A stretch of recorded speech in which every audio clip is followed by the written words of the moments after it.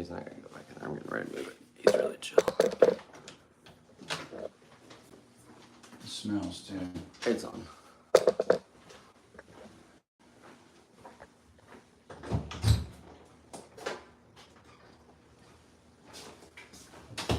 Good morning, everybody. This is Flash. We're live here at Kobe Riverside Farm. We're going to be starting sloth encounters here shortly, so if you want to continue to follow along and watch, and you can learn a lot about sloths.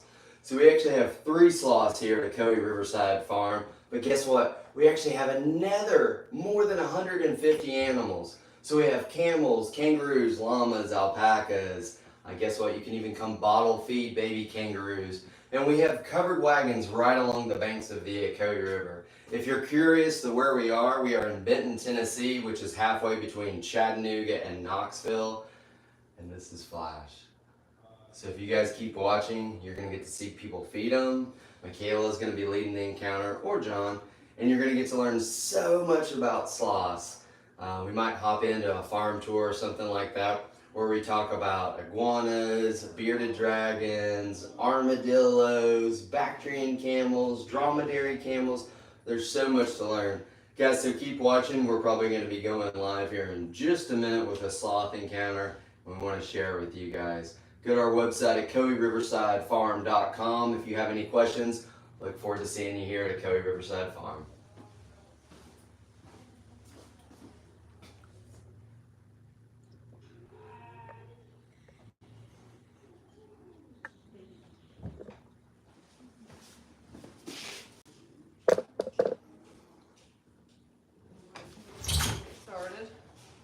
Flash is already down and ready for his breakfast this morning. Oh. Morning, how y'all doing? Good morning, we're good. Good. I'll slide out of y'all's way. Good. So we're going to feed Flash his breakfast this morning. Okay. This bigger bowl here is for him. And you can offer him any of this. Sometimes he's a little bit picky about which bites he wants. But when we feed it to him, we give him an angle similar to that. He's got to think about it and sniff it. And usually if he decides, he'll turn his head away. He'll think about it for a minute. But then if he does decide to take it, he'll just hold on to the end of it and you just let go. They have really bad eyesight, so he can't tell the difference between where the sweet potato ends and where your finger starts. But you can offer him any of that. You guys are welcome to give him nice slow pets down his back with the grain of his hair. You can kind of feel how soft he is compared to what he looks like. Are we good to take pictures? Yeah. Okay.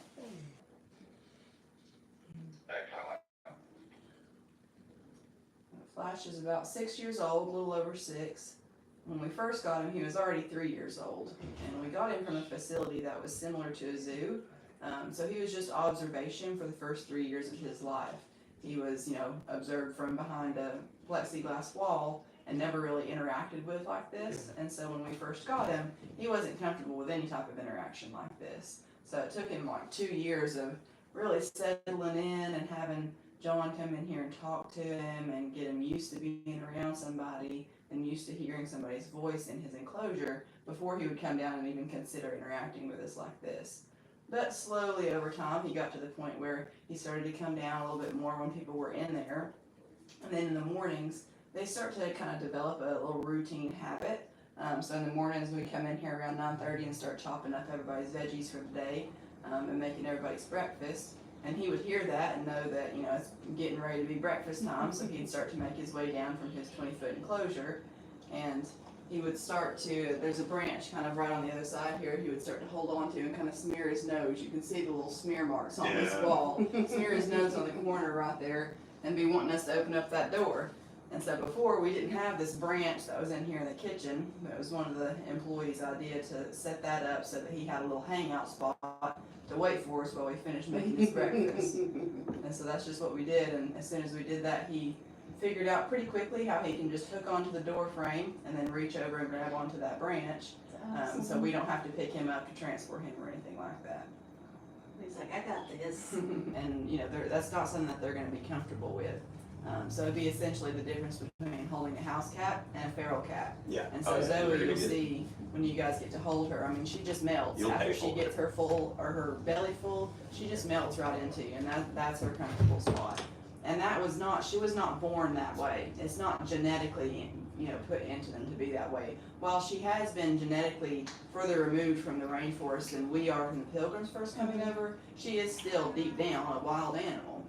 So from birth, she was starting to be conditioned from a very, very young age to being held by people. So when she was just a few days old, her mother was actually clicker trained at the breeding facility that we got her from, to know that when she hears that clicker noise, that the mom gets a little treat, and then the breeder's just gonna borrow that baby for like 10 or 15 seconds while still standing right next to mom, and then give baby right back to mom.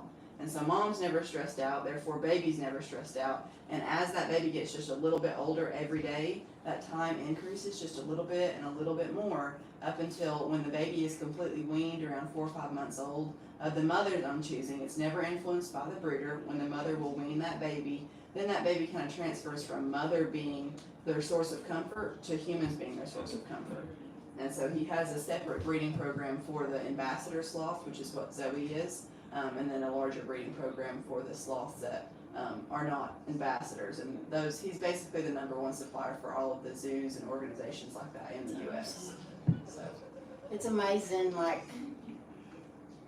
when you have people that are experts in animal behavior and things to do things like the most humane and kind for them, to understand that, for keeping them all not stressed.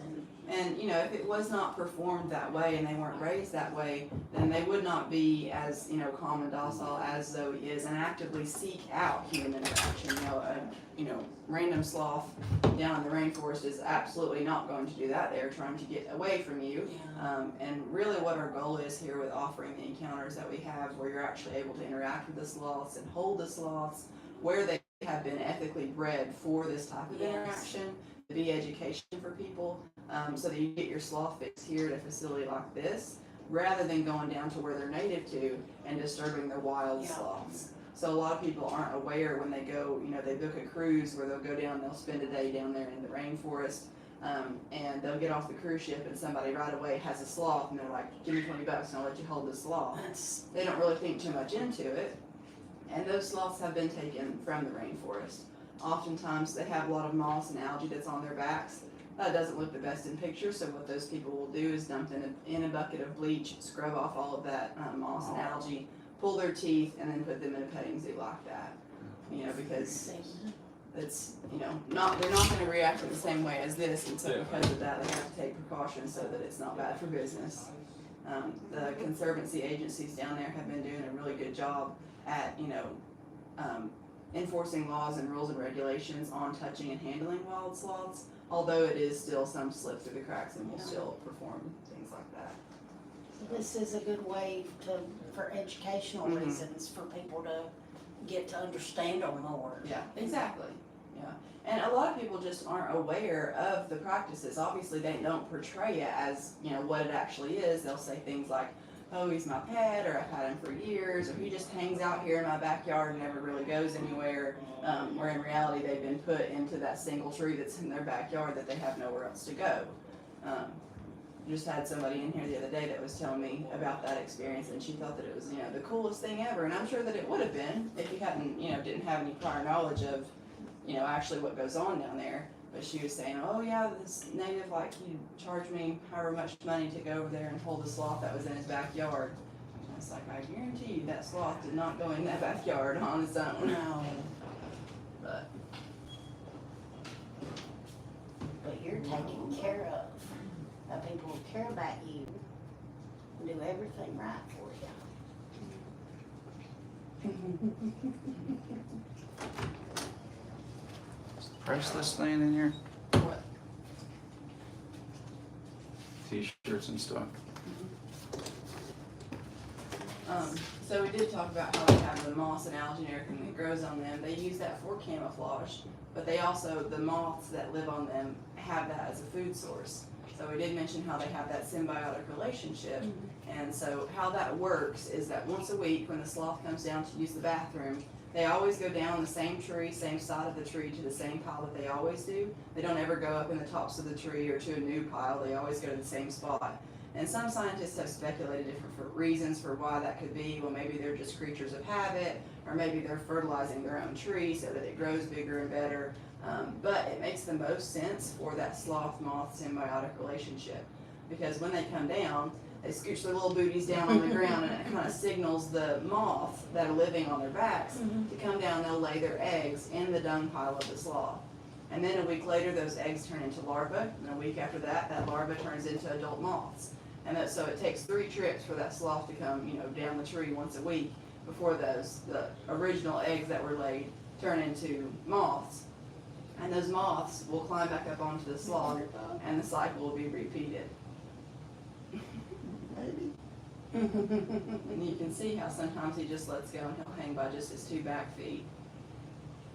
Oh, Please. Can you take a picture of both of us?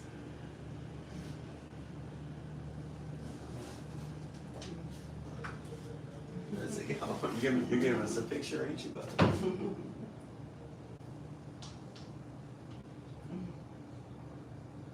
Good. Thank you. You're welcome.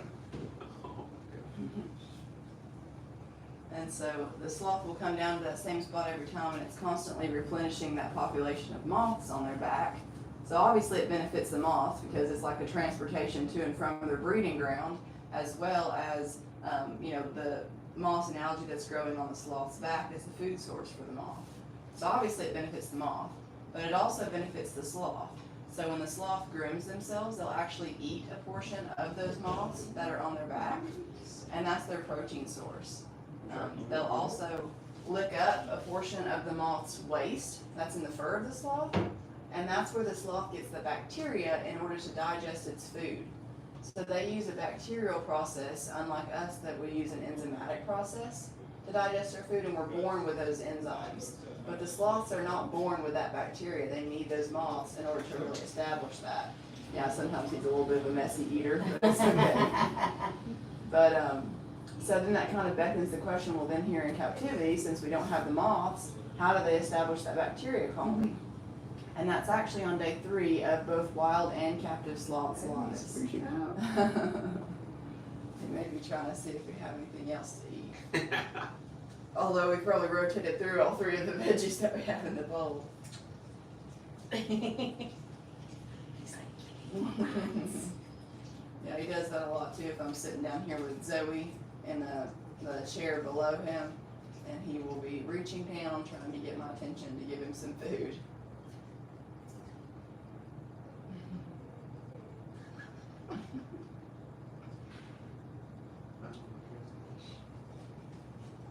he's so precious.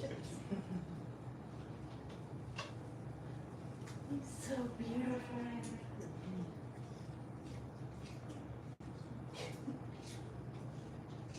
He's like, excuse me.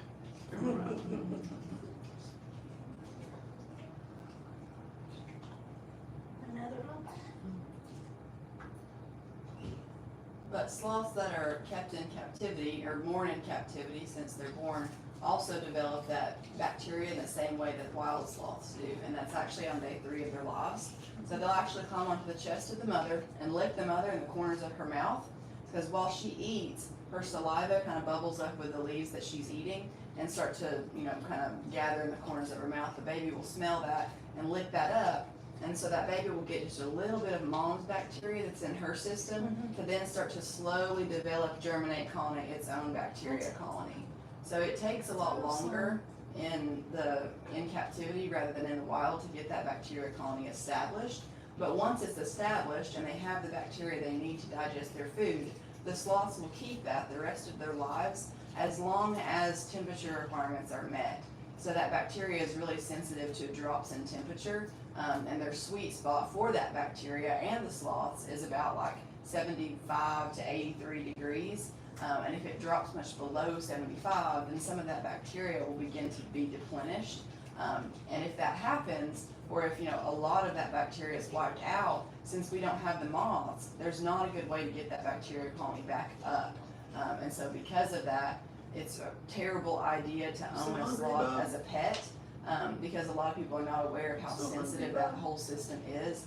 And if they get a sloth and they, a lot of people keep their houses at 72 degrees, and that is not, survivable for that bacteria. So a sloth Sorry. that's put into that situation really has only just a few weeks life expectancy. which it really doesn't work out that well for them. Yes, sir. Well, it's just so much better for them to, you know, have that kind of thing monitored. Exactly. And so it's basically, you know, it's a full-time job to be able to keep just one sloth, and so you add 3 to the mix. It's, you know, very time-consuming, and, you know, everything has to be monitored just right, which is why we don't have any future plans right now to breed the sloths.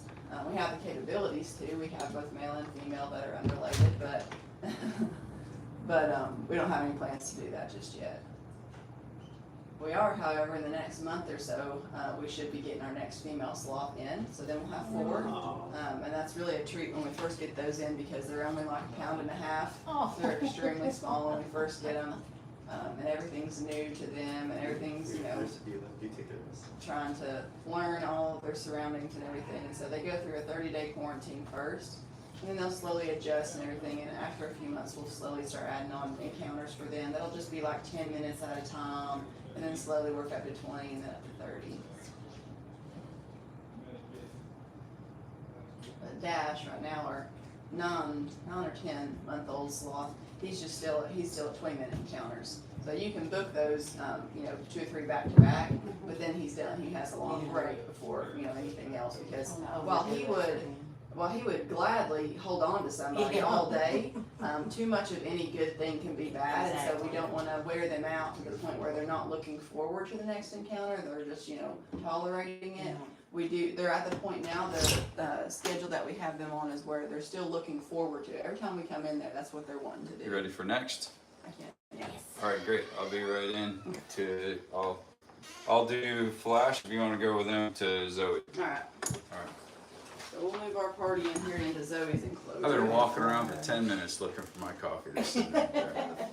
Hey, now that I found my coffee, we're ready. Come on in. You got enough chairs? Or do you need another one? You need another chair? I do. He is a little escape artist. I love that part. Yes. Come here, buddy. No, come here.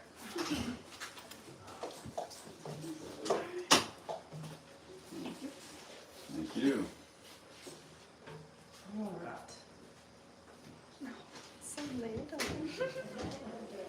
She is 7 months. She doesn't have a name yet because we have a kangaroo that's going to be out of the pouch today or tomorrow, and we don't know if it's a boy or a girl yet, and our kangaroos have all come by pairs. So first there was Rough and Tough, then there was Damani and Alora, then there was Ruby and Max, and there was Tom and Jerry, and now there's, I skipped Rosie and Josie, I think. And so the next, I bought that one, so the new one coming out of the pouch would have a little friend with it, but we don't know if the one in the pouch is boy or girl yet. That one's a girl. So here in a day or so, we'll have another naming thing on social media and see what people are thinking. All right, you guys are going to be giving Flash his breakfast this morning. Well, I tell you some things about sloths that you likely don't know. And he is entirely friendly. He's not looking to bite anyone. Don't put your finger inside his mouth because you can't see the difference between your finger and the food. And same policy for me, don't stick your finger in my mouth. Either one of us may bite you if you stick your finger inside of our mouth.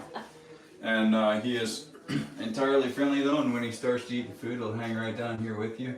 You can stand all the way up close to him. You can pet him along the backside like this. He doesn't like to be touched on the belly side, and you can. He's softer than he looks like he would be.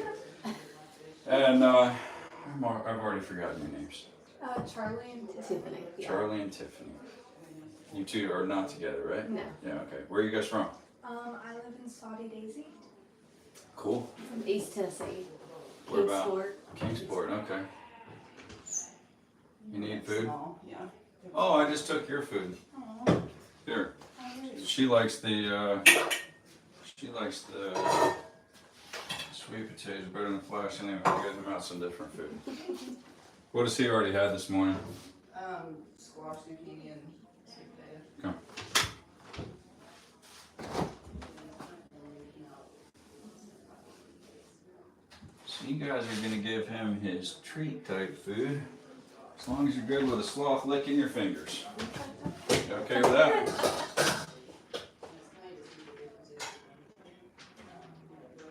So you guys are gonna get to give him this. And the way that it works, you just hold the food out like this and he has to smell it. He doesn't see so well. And then he's going to come right down. And while you're feeding him, you're welcome to stand approximately this close to take pictures with him. And he is going to grab your hand and lick your fingers like that. And he's probably going to eat all of both of these. We're going to be here for half an hour, so there's no particular rush. It works good if you act as each other's photographers. I'm not the best photographer in the whole wide world. And there's a dish for you, there's a dish for you. And after he licks your fingers, we do have soap and water and paper towels right here. Alright, so you are welcome to start feeding Flash his breakfast. And I think both of you rode with someone else. If they're wanting to watch live, they could watch us on TikTok on Ocoee Riverside Farm or Facebook. No, I think this is YouTube Live.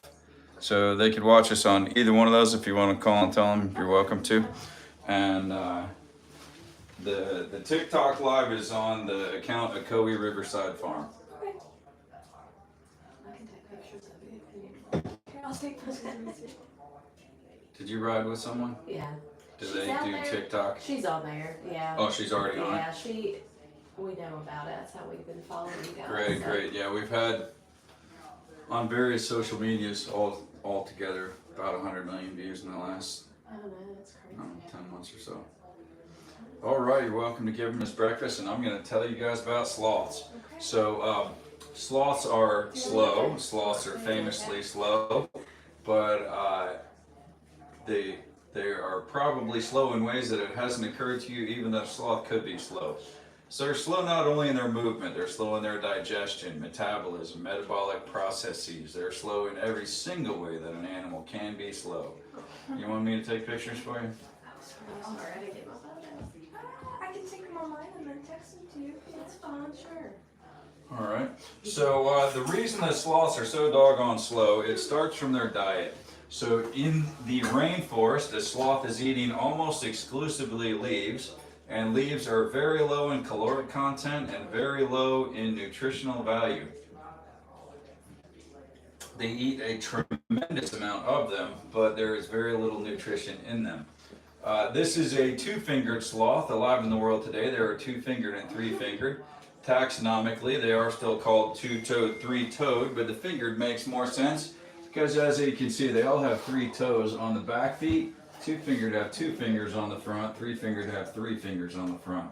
Some other differences between them. The two-fingered sloth has more of a snout. The three-fingered sloth is more flat-faced, and the three-fingered has the mask on its eyes like this. And if you look at a skeleton image of a sloth, you'll see that there are some other pretty significant differences between them. And this is just a Google search. I really ought to print this thing out so I don't have to look on Google every time. But this is just a Google search of a sloth skeleton. This is a two-fingered sloth. That's what he is. And you can see, whoop, if it reloads, you'll be able to see.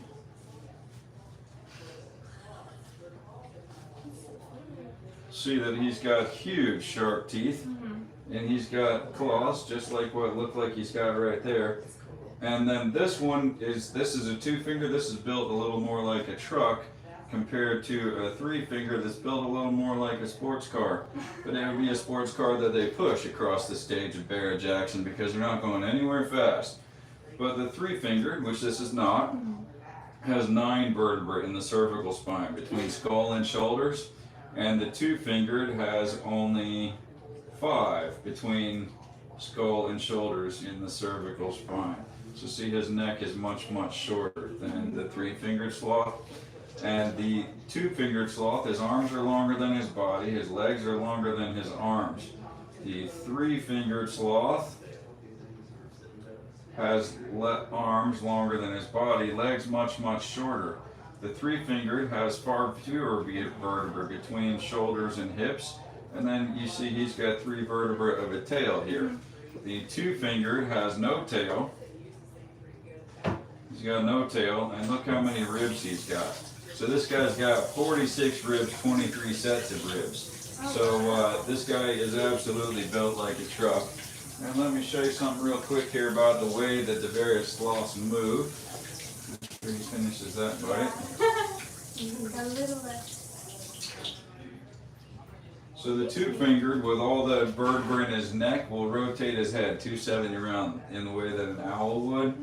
The three-fingered does. The two-fingered is going to turn until his hips can be 180 out from his shoulders.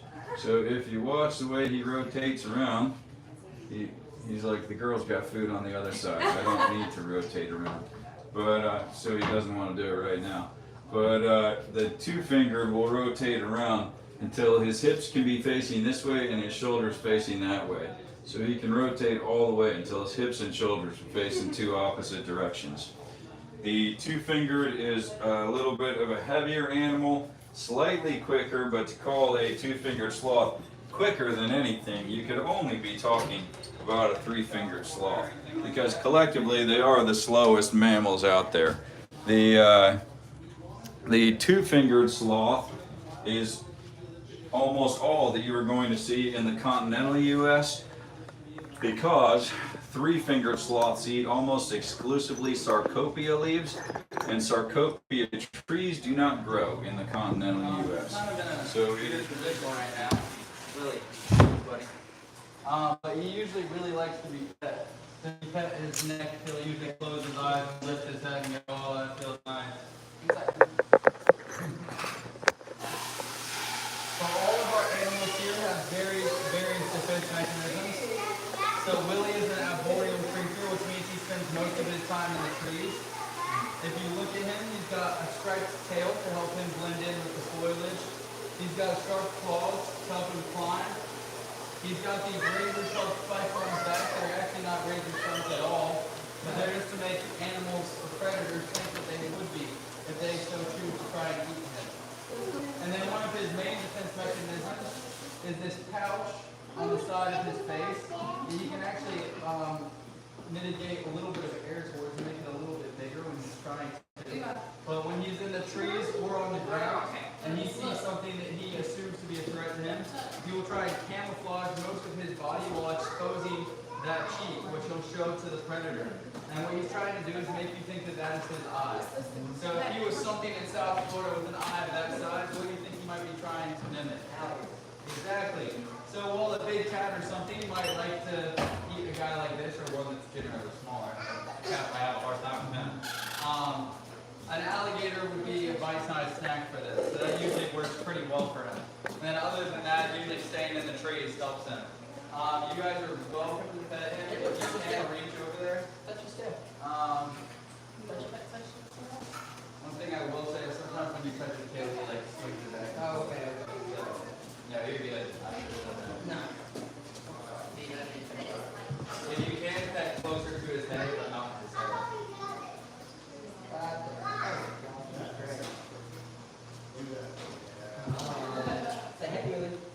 Yeah, you can also see he's shedding right now, so like if you look right here, all this, just like his neck skin is going to peel right off. Is he cute? What'd you say?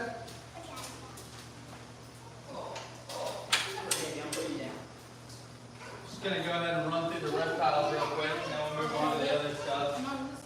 So that guy right there is a pretty easy keeper as far as diet concerned. He's an herbivore, so he gets that entire white bowl of veggies every single day, and that's all he eats. These guys right here are the most common thing you're going to see in a pet store, something of that nature. You're about to. And these guys are leopard geckos. Come here, buddy. Look, he's getting a gecko. So these guys, ironically, even though they're the most common, they're probably the hardest thing to keep and take care of because they're carnivores. They eat pretty much primarily small insects out in captivity. They eat a pretty much strict diet of crickets. which means if you want one of these guys, you will be going to PetSmart every week and hoping they have crickets for as long as they are alive, which we are currently doing. But it can be a little bit of a hassle if you are not already clinically at PetSmart. But all these guys come in many different shapes, colors, and sizes, and patterns. So if you look at this guy, he looks very different than this guy right here. He's a yellowish color, and the only spot that he has any sort of spots is on his tail. So usually leopard geckos have a lot more spots, like these guys, hence the name leopard gecko. It's rare that that one has them only on its tail. And they always come in a bright yellow, orangish, or green color, generally speaking. There are some exceptions to that, but not very often. So for leopard geckos, their primary form of defense is also mimicry. So they're trying to make you think that they are venomous. Right. So when you're out in the wild, a lot of us humans have learned knowledge. A lot of animals have innate and learned knowledge. So when we're out, we know that if we see a black snake, it's probably a rat snake, and we're going to be fine. It's not going to really do anything to us. If we see a green snake, we know it's a garden snake, and we'll probably make it somehow. And then if we see a brightly colored snake with various patterns on its back, maybe we're even looking for a triangle head or something like that, and we're not exactly sure what it is, we're probably going to stay away from it. Or we're going to talk to him, go get a forked stick and we're trying to pin its head down, because something like that. But that being said, a lot of predators in the wild, based on their color and pattern, assume them to be venomous and simply leave them alone. So that's one of the main things that they rely on. Other than that, they do most of their hunting for insects and things like that at night, and then they like to stay in the rocks and hide during the daytime. They're also very fast creatures, so they're pretty hard to catch. They're actually trying to get away from you. Now, anybody is welcome to hold this guy if you want. So let me know, and I will pass him over to you. Yeah, you can touch him too.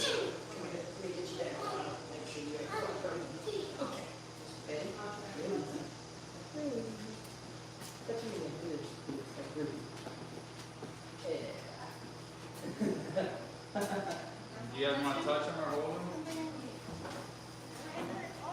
That is one finger be nice and easy. Yeah, you did. You want to hold it? Well, Mom's going to hold it. I'll grab him in just a second. You want to hold it?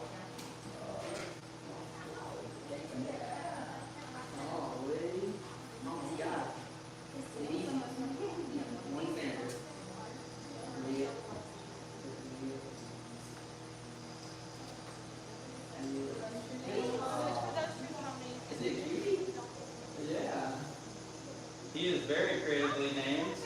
One of my co-workers' children, his name is Sloths. Sloths, I like it. You like spots? You like spots. Now this guy down here is Tootsie. Tootsie is a bearded dragon.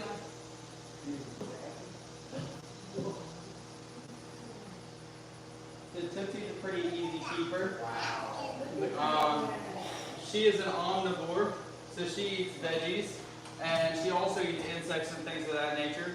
We give her crickets here a lot of times because we have them anyway for the leopard gecko.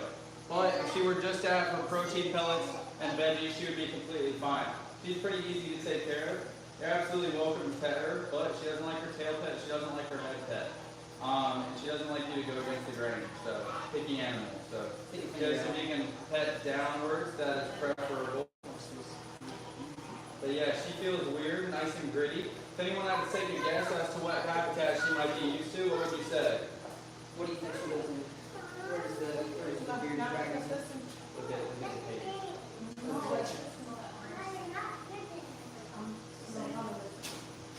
Exactly. She likes to spend most of her time in the desert. So a lot of her primary defense mechanism is camouflage. So a lot of times we're used to these white beaches out on the coast, but a lot of the times in the desert, the sand has often more of a yellow orangish pigment, so she blends in very well. Now a lot of people ask me, can she change colors? No, she is not a chameleon. She is cold-blooded, so based on her body temperature and the regulation of her body temperature, she can get lighter or darker, but she's always going to be around this basic color. out in the wild, she mostly hunts for insects and things like that. She would eat leafy things if she could, but since she spends most of her time in the desert, those are hard to come by. She's so hard to see that she doesn't really have many predators at all, but her main predators are one, snakes, because they don't really rely on seeing her. They rely on more on sensing and warmth and things of that nature. However, that's not really a big deal to her because she's cold-blooded. So even snakes, it's very hard to find her. They would kind of come upon her by happenstance, if anything. The main thing that's going to get at her is birds, because she's easier to see from a top view. So she's easy to swoop down on and grab, but at ground level, eye level with the sand, pretty much impossible to see. Now she has these spikes. She likes to keep these level with the sand, so she kind of burrows her stomach. But these spikes look sharp, and they're not at all. They're completely limp, along with the ones on her beard. However, if she feels she's threatened, she can stiffen these up, and then she's called a bearded dragon because she drops the skin under her beard and pokes out the spikes and makes her look bigger and scarier than she in fact is. I've never seen her do that because she has no reason to be scared or intimidated here ever. Yes. And then a good way to know what they would look like is, I don't know if anyone here has ever seen the movie Holes. In the movie Holes, they're digging for the treasure at the end of the movie, and you see that on the treasure box they have these mythical looking creatures that are supposed to be bearded dragons, but in the movie the plot is that this bearded dragon bites you with its venom, you're going to die immediately. And that is not true of a bearded dragon. But when they find the treasure in the movie and you see them all spike up and their big beards and the spikes, that's kind of an idea of what she might look like if she sensed a predator. Or also, your best friend Google could show you exactly what it would look like. Oh, also, does anyone want to hold her? You want to hold her on? No. You can pet it and don't touch her tail. Good job. That was great. Practice with Rick is paying off. Do you guys want to pet her? Or you want to hold her? Oh. That's awesome. Yeah, there's stuff in your eyes and stuff. Yeah, it feels weird. You guys want to pet her? Okay. Look, try and keep all her legs on your hands if you can, so she doesn't start falling.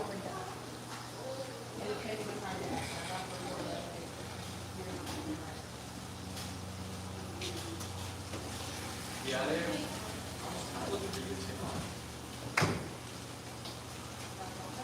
Just stay one more hand at that mouth. Let's get in. Good to see you. Nice to see you. I'll make it out to Virginia. I'm in Florida. Oh, well, one day for college. Hey, I think I have a game in Florida next semester. Let me know. Alright. Let me know about that trip. Alright, I will.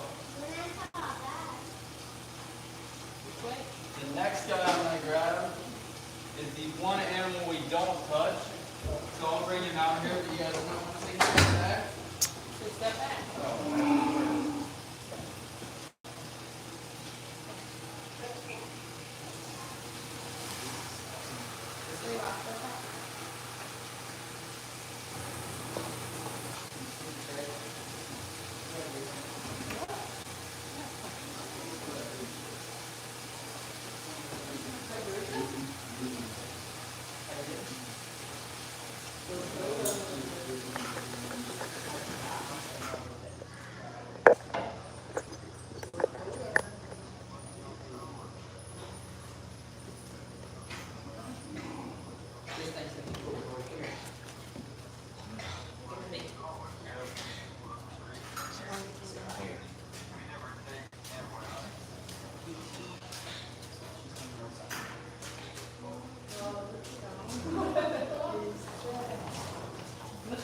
This guy right here is Coda. Coda is a mountain coatimundi. So he's kind of like the South American version of a raccoon. If you look at Coda, what's up, buddy? If you look at Coda, you can tell by his tail he might look a little bit like a lemur. By his nose, he might look a little bit like an anteater. The purpose in his nose is the same as an anteater. So he used it to dig for insects, worms, things of that nature. And then his tail is actually for the same purpose as Willie's. So Coda is also primarily an arboreal creature, so he spends a lot of his time in the trees, and his tail helps him blend in with the foliage and branches. Now in the wild, Coda's diet consists of a lot of different things, but it's limited as to where he is. So since he's in the trees most of the time, he eats a lot of leaves, and then also he tries to scavenge through bird nests very often. So looking for eggs and things that he can steal from nests, kind of like the creatures in Land Before Time. You can go watching that at all. And then also, once he gets on the ground, he's going to be digging for small other little animals, insects, anything like that. But he's not picky as to what he eats. In captivity, all of our animals have these diet sheets. A lot of them are multiple pages, and they tell you when they eat, what they can eat, how they eat, a lot of things. Be careful, buddy. Of that nature. Versus this guy, his diet sheet says anything you can eat, he can eat. So like raccoons, they kind of have stomachs of titanium. They don't really have trouble digesting much of anything. So here he gets a pretty clean diet. We eat a lot of fruits, hard-boiled eggs, veggies, turkey, ham. But then if we're having pizza one night and we haven't fed Dakota and we want to give him a slice of pizza, he loves it. If we're having hamburgers and we want to give him a hamburger, have at it. No problem for him. So you can eat a lot of different things. Now the thing about Coda that makes him kind of dangerous is Coda is an extremely territorial creature. So before I ever pick him up, I make sure my pockets are empty. I'm not wearing rings, bracelets, watches, anything like that. My dad always tells people we're trying to teach them what the Rolex symbol looks like, but it's a work in progress. Because if you have anything on you at all, he will take it from you very quickly. And then once he takes it from you, you are better off to just let him have it than to try and take it back. His claws, even when he's not trying to claw me, are very sharp. So I'm just picking him up, I'm going to get claws, and he's not trying to do anything. They're just sharp like that. These are recently trimmed. That's about as short as they can go because they're naturally long as he uses them for climbing. His feet also rotate 180 degrees so he can climb up a tree and run down the tree at the same impressive speed. Now, just for a quick story about how territorial he is, I played soccer at Tennessee Tech, and one of my roommates plays football, and I had him in this warm room behind you guys showing him Coda and letting him run around on the floor because he doesn't steal anything from you. He's a very sweet creature. And we've had it since he was a baby, so he's particularly good with me. But my friend decided to put his phone on the ground and record the Coda running across it, while I decided I was going to turn around and wash my hands in the sink. So I was washing my hands, and then in the process of drying my hands, I turned around to see him trying to pick up said phone, and Coda very quickly tried to claw and bite at him, and he punctured his skin right about here, and his adjunct reaction, as most people is when something's clawing or biting you, is to rip away. So my friend went like this as quick as he could, and he ended up getting 10 stitches straight down the arm and into the hand, because they're very sharp clawed, and he was trying to get something back that he wanted, and so that's why a lot of times we won't let you pet or touch him, just because it's not worth the risk. If he got spooked and decided to claw you and you decided to jerk away, you could easily be in the same situation. But he is generally a pretty friendly guy. He's not a vicious, ravenous animal by any means. He just has the components to hurt you very badly very quickly.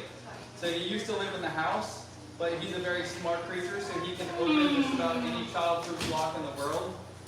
So even the ones that you squeeze in both ends and pull down both sides of the strap, he's in there in 5 seconds. The ones that you spin until it clicks and then turn the opposite direction and pull, in there no problem. Right here you can see his door has a little lever on it, and he always reaches through the door and opens the lever and then pushes it out. Then he would this is the really one that shocked me, he would then climb up this wall and put one foot through here and use the other hand to pull this up and pull it back and open the door. And this thing is spring-loaded, so it's very hard to actually pull back when it's locked. So he's a very smart creature. He can get in a lot of things, and he used to live in the house, and his favorite thing to do was unload our cabinets, take them up to the second story, and see what would make the loudest noise when he threw it from the top story. So he ended up getting expedited down to his enclosure down here, and a little bit sooner. But that is Coda. All right, Coda, come here, buddy. Time to go back home.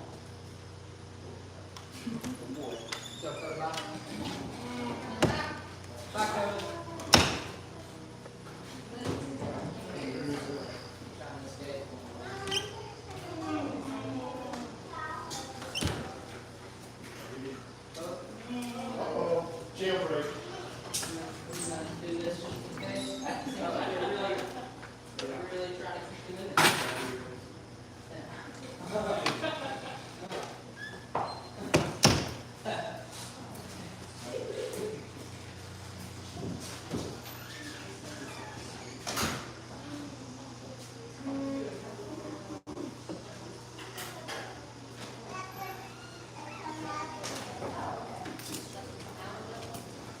The next guy I'm going to show you right here is Baku. Hi, Ollie. Let me find him real quick. I think that maybe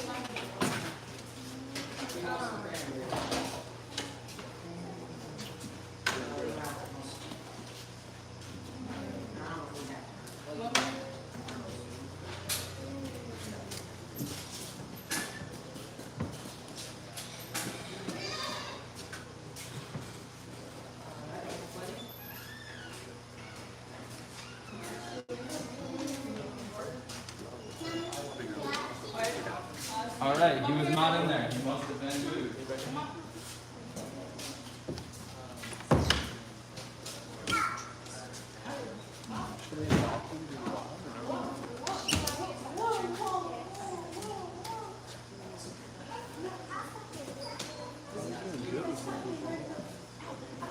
Heck yeah, bro. 407. say thank you. Levi. Are you going to take you? She said she wants your hat. Where are you going to put it? Oh no, they're getting a warning. This guy right here is Baku. He's named after a Bakugan.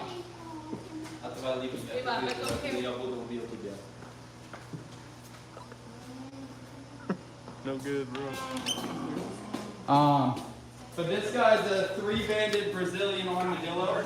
So it's the only kind of armadillo that closes into a complete ball as his head comes alongside his tail. You can feel free to touch him and see what he feels like. This thing on his back is not a shell, it's his carapace, as he is a mammal. And you can tell the difference, as you can see there are bands of skin and hair sticking through it, which makes it not a shell. This guy is native to Brazil, as he is a Brazilian armadillo. If you've ever seen any armadillos out in the wild, or Texas or anything like that, what you're seeing is 9-banded armadillos, which actually have anywhere from 7 to 11 bands. And they don't completely enclose, they kind of just curl up. This guy doesn't completely enclose, and he is a 3-banded. So a lot of times, when I let him down, he likes to run around a little bit. Here you go, Baku. And it looks like he has little ballerina tiptoes. And he's about a year old right now.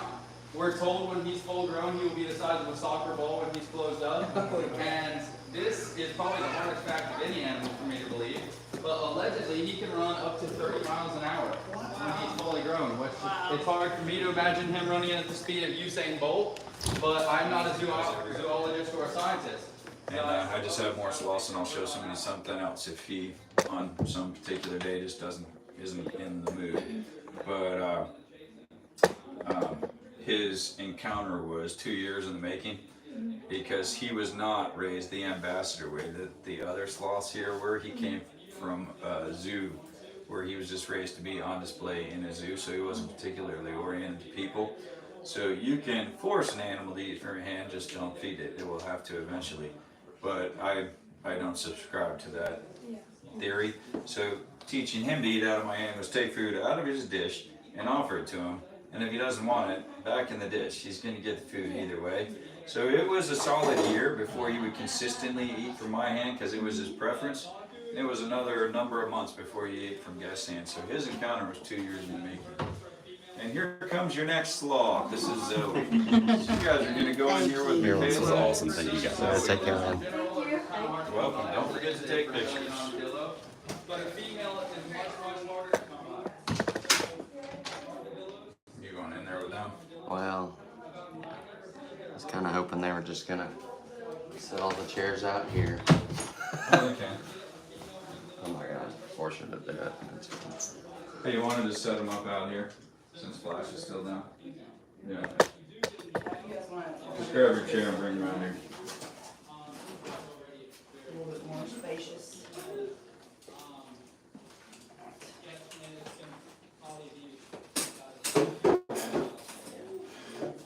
But when we pet her, we just try to stick away from the sides since those are kind of ticklish for her. And sometimes she'll get exploratory and lean back and be exploring and stuff and show you her belly, but she does not want her belly to be touched in any way, shape, or form. So just stick to the back with an open hand. So she'll rotate around, she'll hook her back legs around your torso first, and then you'll support her underneath her booty. Okay. Hi.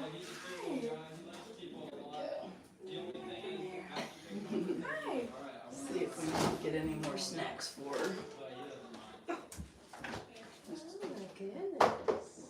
Sometimes she likes to explore with her mouth, just don't let her get too far.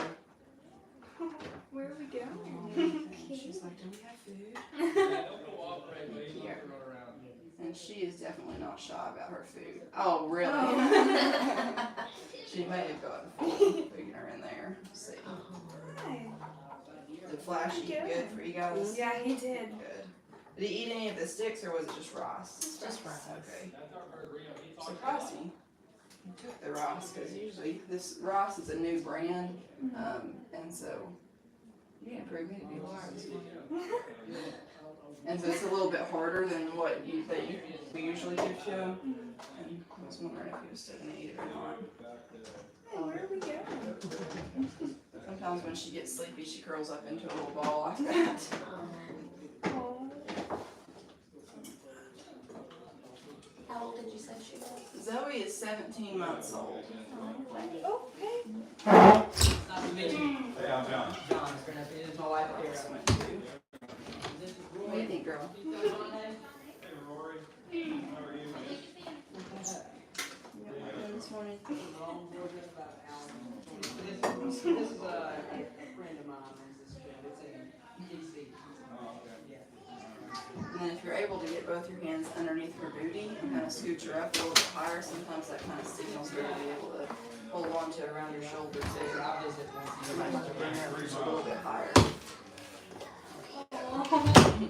Really make great pictures of the sloth snuggled up around your neck.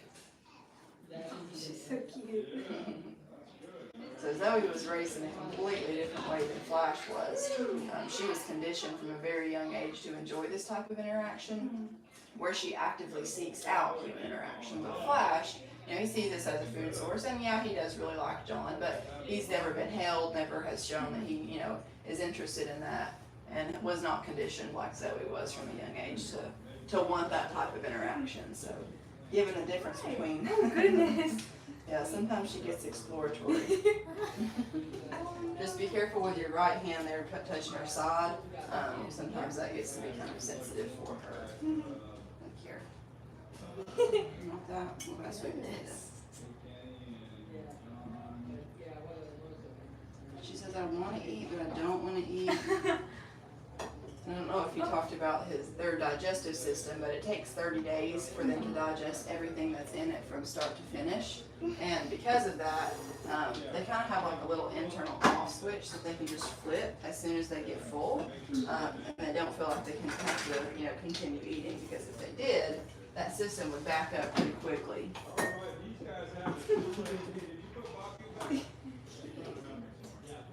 Are you gonna open up that door?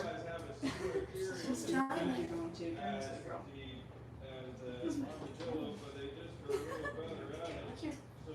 That's the good stuff. Not even the good stuff this morning?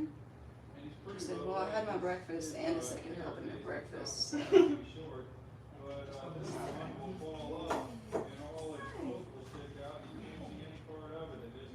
He says, I'll take some rice, please. Oh, my goodness. He likes to extend down. He probably thinks that you're feeding Zoe right now, so he thinks he's gonna swallow some food out of you. Sorry. The sticks.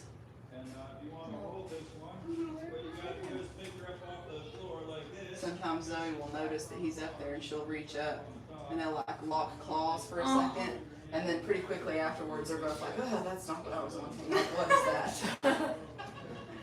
So Flash was not raised around any other sloths, and nor was housed with any other sloths. So we're gonna keep him, you know, by himself, just because we don't want to introduce any type of stress or anything like that to him. But our future plans with Zoe is to be able to put Zoe and Dash together. Dash is our 8-month-old baby.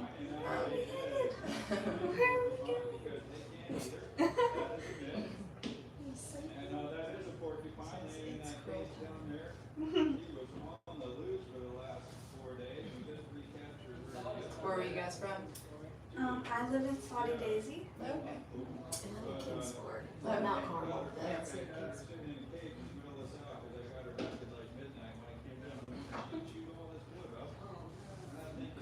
She gets obsessed with that cup holder sometimes. I think somebody spilled a drink or something in that, and the smell is still in there, so she's still. Big fan. Yeah. Sometimes she'll stuff her whole face down in the cup holder and he's sniffing.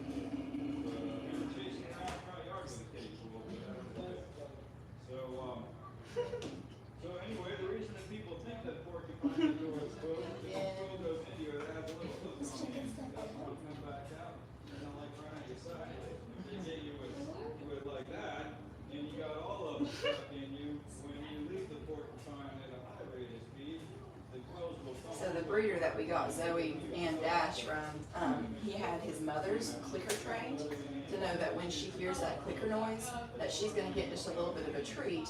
And then the breeder's going to borrow her baby while still standing right next to her for just like 10-15 seconds, and then give baby right back to mom. So mom's never stressed out, therefore baby's never stressed out, and it's always a positive interaction that they have with people, to where by the time that they're weaned from their mother, they're used to being held for upwards to an hour a day at a time, and they're completely fine with that. So they kind of transition from mother being their sense of comfort to humans being their sense of comfort. And they do go through a final ambassador test where it actually proves to the breeder that they do genuinely enjoy and actively seek human interaction. And if they don't, and they just kind of tolerate it, they end up not passing that ambassador test, and they'll go to a facility where it's just going to be more observation, and they don't have to work with the animal as much, because we don't ever want to, you know, stress them out if it's not something that they're comfortable with. But with Zoe, you can definitely tell in the mornings when I first go in there to get her, she's usually like crawling right on me immediately. And then when I go to put her back up, I'll set her in her hammock. And if I go to walk away and I stay in her room for any amount of time after that, she'll start to climb through the branches of the trees out, because she'll be on it. Trying to get me to pick her back up. So.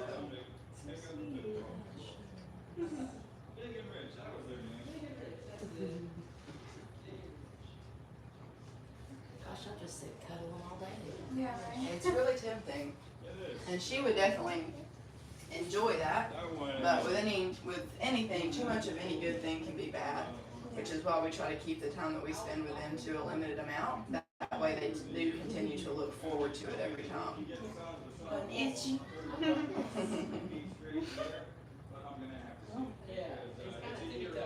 That's serious.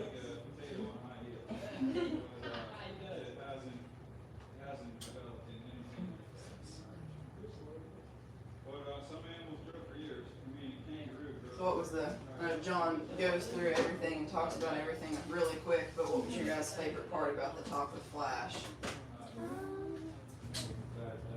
The moth thing Yeah, was I was really gonna neat. say Like, that I didn't know that they, Yeah. you know, like they had that. Yeah. Yep. And then it's really interesting just how intricate the whole entire system is and how delicate it is, because if it's disturbed even just a little bit, you know, the sloth can't really, you know, recover from that in an event like that. What are we doing? Girl, you're not even hungry, but you're mouthing on people. I think sometimes she teeth. Because in the front she doesn't have any teeth, and she'll just grab onto just a little bit of flesh and just like chew on it just a little bit. She doesn't have any teeth up there. Great. Do you have your directions? Welcome to the farm. Just relax. These are my kind of So animals. relaxed, yeah. The, And so he probably talked to you a little bit too about how low their energy reserves is because of the diet that they eat. And so they are pretty lazy animals. If they're not eating, they're not sleeping, they're just hanging there, digesting their food, not really doing much of anything. Which is why scientists used to think that they slept like upwards to 20 plus hours a day. But they recalculated that number to be just a little bit less, around 15 or 16 hours, because a lot of the times that they were viewing the sloths from the floor of the rainforest, from a distance, they thought they were sleeping, because they were just hanging there, not moving, not, doing anything, but their eyes were actually open, and they were fully aware of what was going on, they just weren't moving around. So that's what she does a lot. She'll be sitting in her hammock, she'll be hooked onto the side of the hammock with her little feet crossed, and she'll be sitting there just like this, not moving at all, but her eyes are open, she's like watching me through the door. She does that all the time. We have the genetics and the intent to grow record-sized kangaroos. Really? The father of our father kangaroo She's a sweet girl. is 8 years old now. We are 6'2" and 225. So y'all are going for it. Yeah, we're going for it. How long do you think it takes to get At to least 10 years. 10 years? He was put down because he was hyper-aggressive. And the father of all of our female kangaroos just died, not of natural causes. His son. No, sir. Just Very, very simple. He's my jiu-jitsu coach. Yeah. Battles. Oh, okay. A little very simple. That's a compliment to you. Say no. Do you guys have any other encounters today, or is it just the sloths? The father of our father. I'm not sure. This was like a surprise for my best friend for my 45th birthday. So I think we have something else. Like, I don't know what it is. Yeah. Are you guys lodging here, or? Yeah, Yeah. the bandwagon. Oh, okay. My mom and I are doing the kangaroo thing Okay. in a couple hours, and then the Yeah, those are two really good, yeah.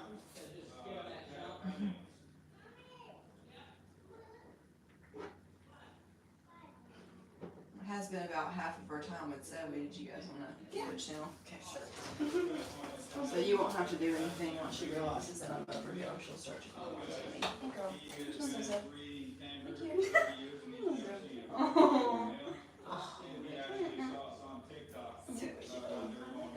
Oh. I'll have you guys switch chairs. So she'll hook her back legs around your torso first, and then you'll just support her underneath the booty. And if she's down lower in your lap, she's going to kind of curl more into a ball, but if you keep her up high like this, she'll curl up around your shoulders.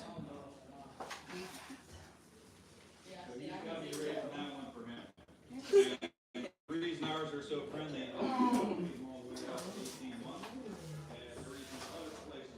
Just be careful of her sides, try not to get too close to the sides. And she pretty early on when we first got her showed us that that was her favorite position. She wanted to be up high, right around your shoulders. And she showed us pretty early on too that her sides were really sensitive and her belly was a no-no area. Her paw pads, she doesn't really like to be touched. And since she was our first baby sloth, we just were trying to do everything just right with her. And we just kind of went hands off in those areas, did not try to work with her on that because we didn't want to stress her out. And because of that, she's still really sensitive to those spots. Now with Dash, we're trying a lot harder with him while he's eating and is distracted a little bit. We'll start petting him on his back and then slowly work our way over to his sides and slowly try to touch his arms and his hands just to make sure that everywhere is, somewhere that's comfortable with him being touched.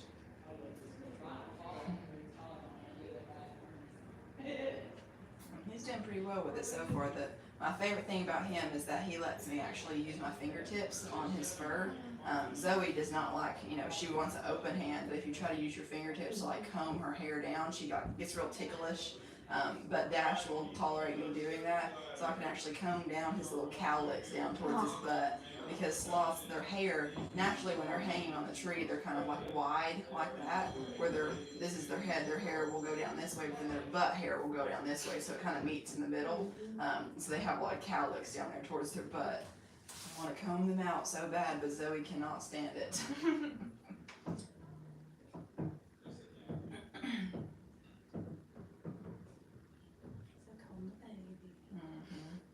My kids are so jealous. I need to do that. I'm like, I might bring you next time. You'll have to definitely keep an eye on our page because here in the next month or so, we should be getting in our next baby sloth. And that will be a little girl. We'll name her Chloe, so we'll have Zoe, Chloe, Flash, and Dash. Oh, that's so cute. And it's really sweet because when we first get them, they're just like 1.5 pounds, 2 pounds, and they're so small that they can't wrap their legs around our torso like that. We have to actually hold them on our forearm. So it's really sweet. She'll go through a 30-day quarantine, make sure she's all healthy first, and then we'll slowly start introducing her to having just a few encounters a day, and they'll just be like 10 or 20 minutes, and then slowly start adding her on there. So it'll be pretty difficult to book at first, but it's definitely a really good treat. And even with Dash too, just the size difference between Dash and Zoe. Dash is like 5 pounds now, so he's really small. So marsupials, many mammals with pouches, when these guys have babies, they are the size of a single grain of rice when they birth. They go up in the mama's pouch and latch onto a teeth, stay there for a long, long time. The teeth grows into their mouth, so if they get knocked off, it is not a survivable thing because they won't be able to Little open their mouth. softer than she looks. If you were to actually look at each individual hair of the sloth under a microscope, you'd see a lot of tiny microtypes all throughout them, and that's what allows them in the rainforest to be able to start to gather that rainwater on their back, and that's what starts to form that moss algae. But since here in captivity they're not ever rained on, or they have outdoor enclosures, but if they have the opportunity they're going to come inside instead of getting rained on, so they don't form any of that moss or algae on their backs.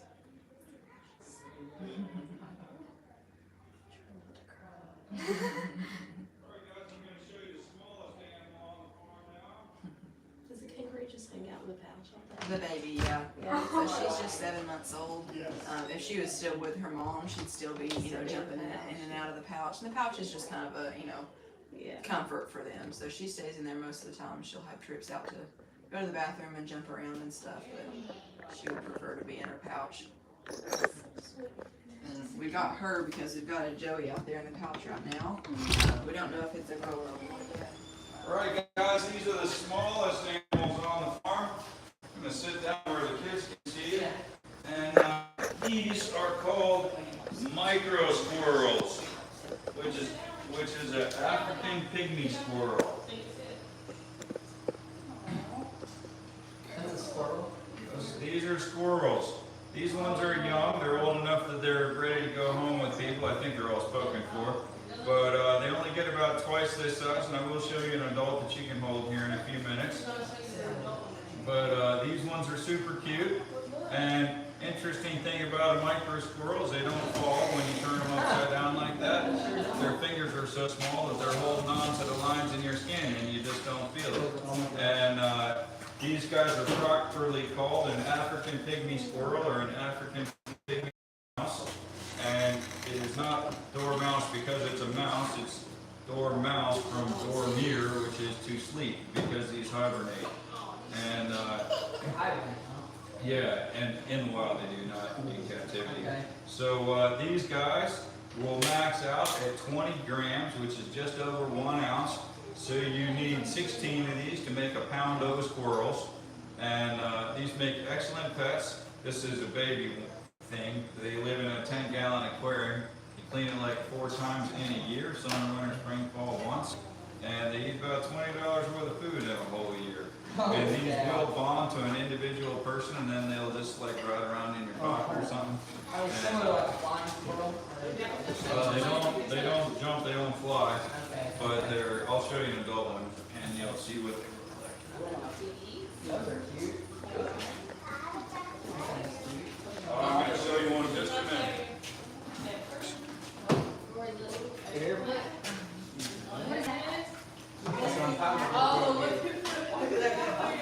Oh my gosh. I'm just kidding, buddy. I'm glad you came by. Is that funny? You're kind of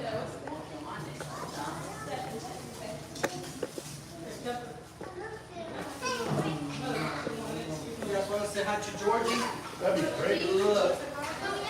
Oh my gosh. Say hey, Georgie. Say hey, Georgie. Can you say Georgie? Look towards you over here. Look towards you.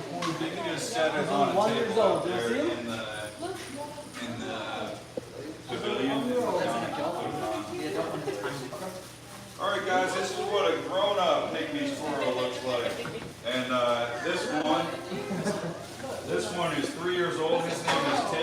wife's name is Tack. This is as big as they can get.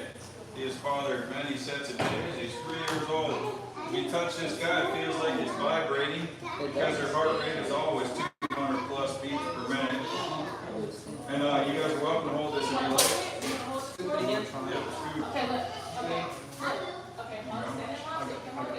He said it feels like it's vibrating. Yeah, it's because his heart rate is so high. And even with that insanely high heart rate, those are going to live about 7 years. Wow. Wow. Come on, Benton. Benton, it easy. And then you have to put Really your great hand out like little that so you can simple hold it. pets. Really easy. Get it like that so you can hold it. Really easy, okay? Well, Hey, we had our 50th steak here yesterday. let me help you out. Oh, I usually say on the farm. Idaho. I usually say on the farm, or at some point, we've had people here in Tennessee here for 49 states and 44 countries. We finally had the 50th state here yesterday. The last day visit was Idaho, and they were here yesterday. Yeah. No, we met a bunch of people. So, 50 states in 5 years? 50 states in 1 year. Last year, 50 states in 44 countries. Yeah, people mainly come here to see the sloths. Yes. Well, the thing is that we have an ethical and appropriate sloth encounter where a lot of the ones in Central and South America, the sloths only live for a month.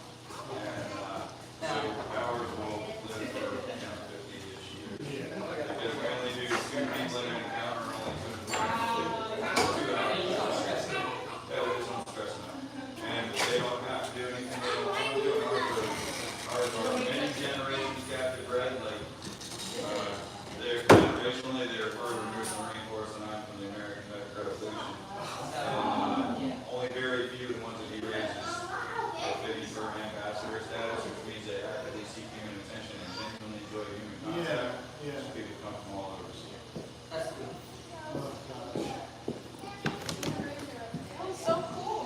All right, guys, let me show you another. You use the hand sanitizer to slide a big old page out. Actually, I'll bring one out and see you in just a minute. Yeah. Oh, yeah. Here, Roy, we gotta use some of this hand sanitizer. Come here. Let me help you out. thing we're particular about with kangaroos is toxoplasmosis is fatal to a kangaroo at 5 parts per million, and toxoplasmosis comes from cats. Well, Oh, I know. from rats. Yeah. And Therefore, cats cats. eat mice and rats. Yeah. Hey, you want 5 your parts flops? per million. Huh? You want your flops? Just leave them here. I'll get them when I'm not on a tour. Thanks, though. 5 Yeah, parts per sensitive. million. Pregnant women can be sensitive to it at like 15,000 parts per million. Kangaroos. Yeah, literally, like, she wasn't allowed to clean the litter box during her pregnancy Right. because. No, it's okay. It's not gonna mess So? up their boots.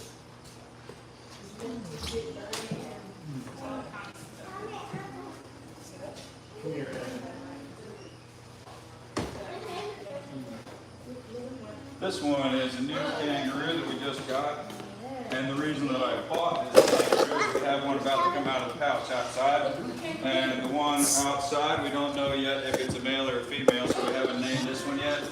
But the one that's coming out of the pouch here probably today or tomorrow, we don't know if it's male or female yet, but it's the only one coming out of the pouch right now.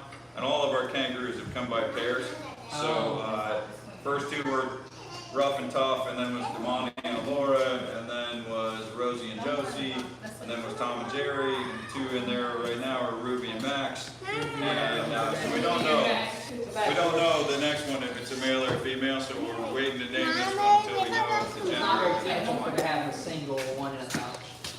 It is absolutely typical. We just have always had. Oh, you've been lucky. No, I bought them. Pairs, and that one out there is the first one that's born on the farm. Oh. And there's not, and all of the females out there are currently pregnant or have one in the pouch, one or the other. But that was the first one that will be born on the farm. They didn't have a little pair for it. That's So you guys are welcome to pet this little girl right here. She's very, very soft. She has a boo-boo on top of her head, so don't touch her on top of the head, but you can pet her. touch the top of her head, but we can't touch her belly. Yeah. Touch her chest. Very soft. And right here.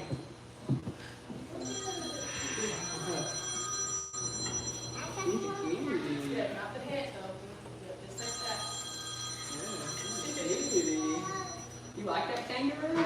She's been talking about this for 2 days. Oh, well, she's a cute kangaroo. Very friendly. She's got big eyes, doesn't she? What was her name? Oh, you have Don't know yet. Don't know yet. That's right. I'm sorry. And kangaroos actually don't remember their names anyway, so it's more for us to keep track of them than to call them. Yeah. Because, you know, they know us, they know our voice, they know who we are, Yeah. but they don't recognize names. Yeah. Dad's. Oh. That's for Dad. One more time. I left them in my two bags. On her head. On her head. Right here. You get the brooms? I did.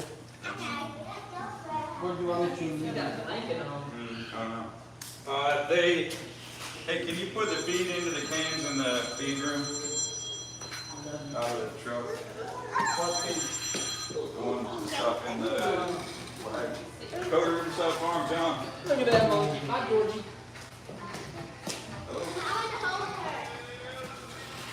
Georgie's a cute. No, we've got 50 in. Hey, Say what? put you on my shoulders. Turn around. Turn around. Stop. Stop. Here comes Georgie again. Look, you look like Georgie.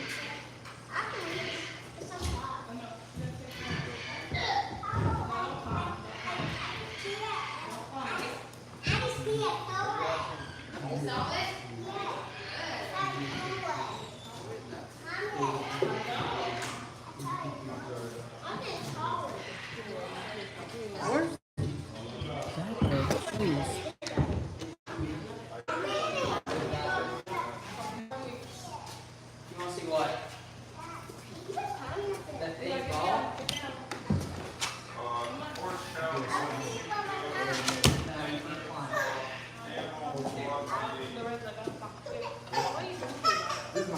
Yeah, they're you and him are buddies. Has nothing to do with 8 pounds. Food.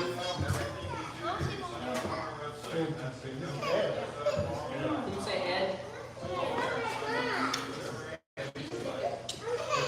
Hey, Mom, we're going to have to give you some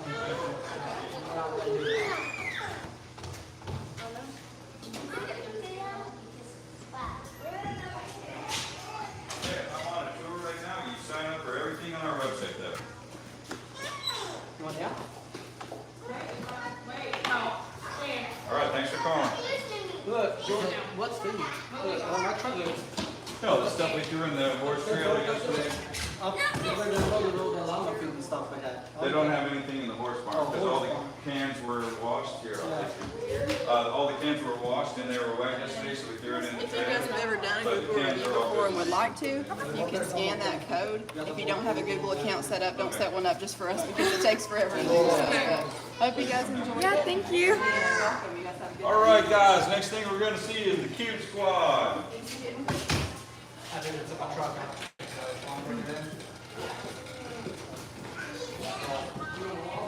They're coming out here with us. They're closing the doors so they don't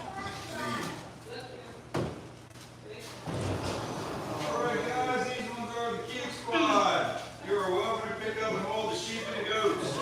And if you want to hold the sheep and goat, the way to hold them is like this. Not like that, but like this.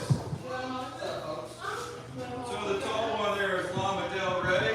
The taller of the two gray ones is Tyler because that dude looks like a lady. The shorter of the two gray ones is Fox because he's the fox with socks. The smallest of the llama there is Liza Minnelli. This brown and black one here is Shoat because that's a sheep that looks like a goat. The two gray ones are Salt and Pebbles here. The tiny one right there is Tea, just created like that. And the blonde one down there is Blondie. She may or may not have a hard glass. That looks like beards and baseball hats. So you are his exact group. He's going right in my eyes. Oh,